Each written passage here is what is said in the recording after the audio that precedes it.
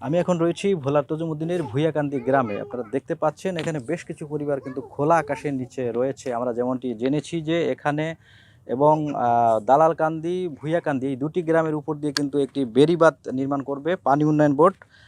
যে কারণে এই বেড়িবাঁধ নির্মাণের ফলে কিন্তু দেখা গেছে ২ শতাধিক পরিবারের বসতি কিন্তু অনিশ্চয়তার মধ্যে পড়েছে। কেননা তাদের যেখানে বেড়িবাঁধটি নির্মাণ করা হচ্ছে তাদের এই ঘরবাড়ি কিন্তু অন্যত্র সরিয়ে দিতে হবে। অর্থাৎ এখানে যারা বসবাস করছেন তারা কিন্তু সবাই খেটে খাওয়া মানুষ, অত্যন্ত দরিদ্র পরিবারের। তো পানি উন্নয়ন বোর্ডের যে সিদ্ধান্তটি এটি নিয়ে অনেকটা ক্ষুব্ধ তারা, এবং তারা ইতিমধ্যে কিন্তু মানববন্ধন এবং বিক্ষোভ মিছিল সহ নানান আন্দোলন কর্মসূচি করেছে। তাদের দাবি একটাই যে তাদের পুনর্বাসনের ব্যবস্থা করে দিতে হবে, অন্যথায় তাদের ক্ষতিপূরণ দিতে হবে, অন্যথায় তাদের জমি তাদের ফিরিয়ে দিয়ে অন্য স্থানে এই বাঁধটি নির্মাণ করতে হবে, এমনটি কিন্তু দাবি তুলেছেন। আমরা একটি পরিবারের সাথে কথা বলবো এবং জানতে চাইবো আসলে আপনাদের কেন আপনারা আতঙ্কিত অবস্থায় বা অসহায় অবস্থায় রয়েছেন।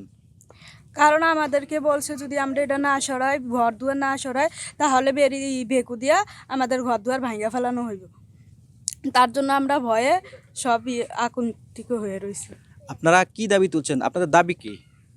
আমাদের দাবি দুইটা, হয়তো আমাদের থাকার ব্যবস্থা করে দিব, নয়তো বেরি ফুক সাইড দিয়ে করবে।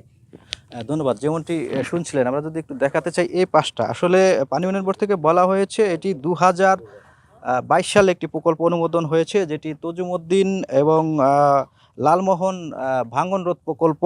এই প্রকল্পের আওতায় এই কাজগুলো চলমান ছিল এবং সেটি আবারও পুনরায় শুরু হয়েছে, এবং এর মধ্যে তজুমুদ্দিন উপজেলায় রয়েছে ৬.২ কিলোমিটার বাঁধ নির্মাণ প্রকল্প, সেটি কিন্তু চলছে। এই বাঁধ নির্মাণ করতে গিয়ে মূলত এই সমস্যাটি সৃষ্টি হয়েছে। যারা বসতি রয়েছেন তাদের আসলে বাড়িঘর ছেড়ে দিতে হচ্ছে। যারা অসহায় পরিবার রয়েছেন তারা এই ঘরবাড়ি তারা ছাড়তে চাচ্ছেন না, তারা কিন্তু এখানেই অবস্থান করতে চাচ্ছেন, এমনটি আমরা জেনেছি। আমরা আরেকজনের সাথে কথা বলবো। আসলে আপনাদের কি অসুবিধা হয়েছে, এখানে কি সংকট তৈরি হয়েছে?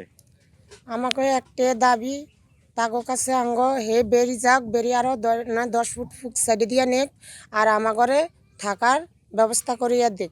আমার ঘরে থাকার মতন কোনো আমাকে ফোজেস নাই। আমরা অসহায় দরিদ্র লোক, আমরা ফলাফা নিয়ে শীতের মধ্যে অনেক কষ্টে আছি। আমাকে একটা আপনাদের কাছে আমাকে দাবি, আমার ঘরে থাকার মতন আমার ঘরে ফোজেস করে দেখ, আমার ঘরে হাতে জায়গা দেখ, আর নইলে আরও বেরি ফুক সাইডে দিয়ে নেক। আমাকে এটি অনুরোধ তার কাছে। ধন্যবাদ। যেমনটি শুনছিলেন, আমরা যদি একটু এই পাশের চিত্র যদি ক্যামেরার মাধ্যমে যদি একটু দেখাতে চাই, আসলে পানি উন্নয়ন বোর্ড থেকে বলা হয়েছে এটি আরও উঁচু করা হবে। এই বেড়িবাঁধটি আগে আরও নিচু ছিল এবং আরও বেশি চওড়া করা হবে, যে কারণে এই সংকট তৈরি হয়েছে। কারণ যারা বেড়ির এক পাশে বসবাস করতেন তাদেরকে এই বাঁধ নির্মাণের ফলে তাদেরকে অন্যত্র আবার সরে আসতে হয়েছে, এবং একই সাথে তাদের কিন্তু সরে আসার পরে তারা আবার এখানে বসতি নির্মাণ করেছেন। এবং আমরা আরও জেনেছি যে আহ, এখানকার